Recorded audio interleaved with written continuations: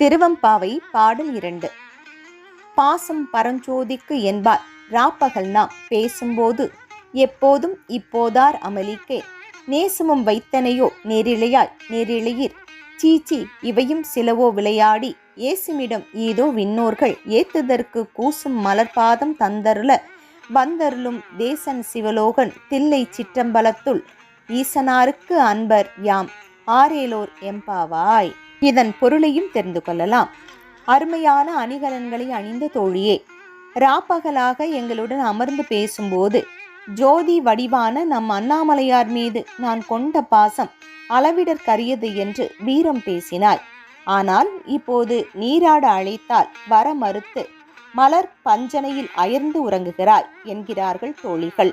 உறங்குபவள் எழுந்து, தோழியரே, சீ, இது என்ன பேச்சு, ஏதோ கண்ணையர்ந்து விட்டேன் என்பதற்காக இப்படியா கேலி பேசுவது என்றாள். அவளுக்கு பதிலளித்த தோழியர், கண்களை கூச செய்யும் பிரகாசமான திருவடிகளை கொண்ட சிவபெருமானை வழிபட தேவர்களே முயற்சிக்கிறார்கள். ஆனால் அவர்களால் முடியவில்லை. நமக்கோ நம் வீட்டின் முன்பே தரிசனம் தர வந்து கொண்டிருக்கிறான் அவன். சிவலோகத்தில் வாழ்பவன், திருச்சிற்றம்பலம் ஆகிய சிதம்பரத்தில் நடனம் புரிபவன். நம்மை தேடி வருபவன் மீது நாம் எவ்வளவு தூரம் பாசம் வைக்க வேண்டும், நீயே புரிந்து கொள்வாயாக என்றனர்.